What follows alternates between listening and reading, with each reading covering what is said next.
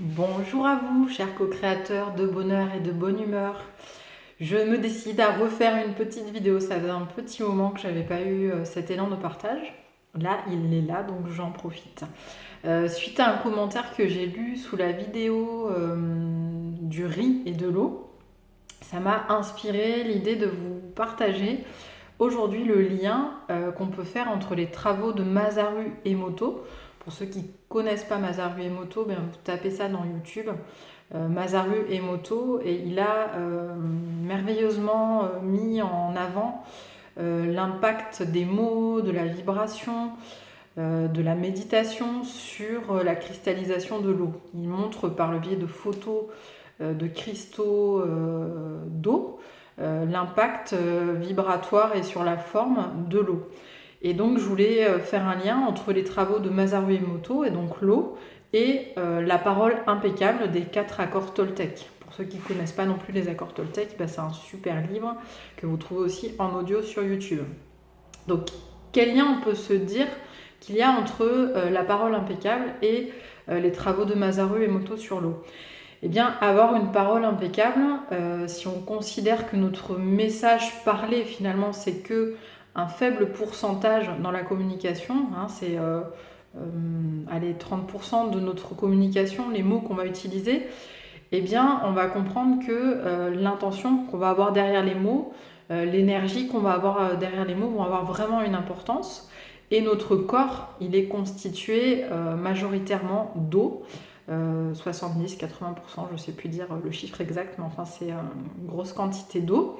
Et donc cette parole que je vais utiliser de manière impeccable, ça consiste pas uniquement à ne pas dire des gros mots et à savoir faire des jolies phrases, c'est avoir une parole qui découle du cœur, qui découle de l'envie de partager, qui découle d'un élan sincère de connexion à l'autre. C'est comme ça moi que je l'expliquerai, la parole impeccable. Eh bien cette parole impeccable qui va jaillir du cœur, elle va avoir une vibration qui va impacter les cellules de votre corps, qui va impacter l'eau de votre corps. Autant vous qui êtes celui qui émettez la parole que pour celui qui va la recevoir. C'est pour ça que l'information qu'on véhicule via notre parole, via notre présence, du coup aussi, parce qu'il n'y a pas que notre parole dans ce qu'on communique, eh bien c'est essentiel pour contribuer à la joie, à la paix, j'ai envie de dire, dans notre relation à nous-mêmes et aux autres. Donc si ma parole impeccable, elle est connectée à mon cœur, elle est dans un élan de partage, de contribution, alors elle va favoriser la bonne circulation des énergies, elle va favoriser une bonne santé dans mon corps. En revanche, si ma parole, elle est jolie dans les mots, mais qu'elle est creuse au niveau énergie ou qu'elle est pas vraiment connectée à mon cœur, eh bien le message que je vais passer, il va pas être un message qui va rassembler et qui va faire du bien. Et également, ça nous invite à être vigilants sur ce qu'on écoute, sur ce qu'on regarde et sur ce qu'on diffuse, notamment par les médias, parce que cette information, qui en plus passe par les ondes, va avoir un impact vibratoire sur nos corps. Donc c'est vraiment, dans cette vidéo, je nous invite au discernement sur ce qu'on va diffuser comme information, tant verbalement quand on est en physique avec quelqu'un, que par nos messages par le biais d'internet. Et dans les accords Toltec, dans un petit livret que j'ai trouvé, il y a une histoire des 3 tamis pour nous aider à avoir une parole impeccable. Et elle est utilisée, cette histoire, sous d'autres formes, mais l'idée c'est de ne dire que des choses qui vont être utiles, qui vont être vraies, dans le sens de vérifier avec des sources qu'on estime vraiment fiables, et que ce soit aussi joyeux. Voilà. Et dans cette petite histoire, on voit Bouddha et son maître qui parlent des 3 tamis. Eh bien, Bouddha et son élève, pardon. Bouddha répond à son élève que si ce qu'il a à lui dire n'est ni utile, ni vrai et ni joyeux, en fait il s'agit d'une information qui est plutôt un ragot. Et Bouddha lui dit: je ne préfère pas la savoir, je ne préfère pas l'entendre, et je te conseille de l'oublier, sinon tu vas contribuer à alimenter cette réalité parce que tu y donnes de l'énergie. Et c'est ce que nous faisons quand nous portons notre attention sur tel type ou tel type d'information.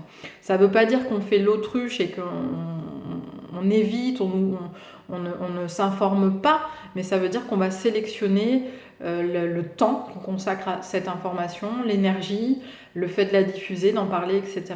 Voilà, donc je voulais vous faire cette petite vidéo pour mettre en lien les travaux de Masaru Emoto sur l'eau et les accords Toltec, et puis d'aller un petit peu plus loin sur le discernement personnel de l'information qu'on diffuse, hein, puisque notre énergie va là où on dirige notre attention. Donc on ne peut pas à la fois diriger notre attention sur le problème et sur la solution en fait. Voilà. Donc c'est comme ça qu'on peut trouver son alignement personnel, on va dire, en utilisant par exemple les 3 tamis et puis en choisissant là où on veut porter notre attention. Ça me fait penser, et ce sera pour terminer cette vidéo, à une anecdote.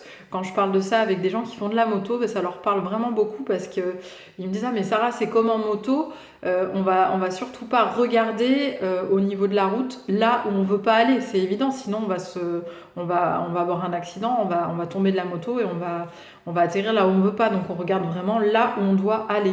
Donc soyez comme les motards, regardez là où vous voulez aller. Votre champ visuel, il intègre l'autre réalité, mais elle ne vous intéresse pas. Donc on reste concentré, on reste en direction de ce où on veut aller.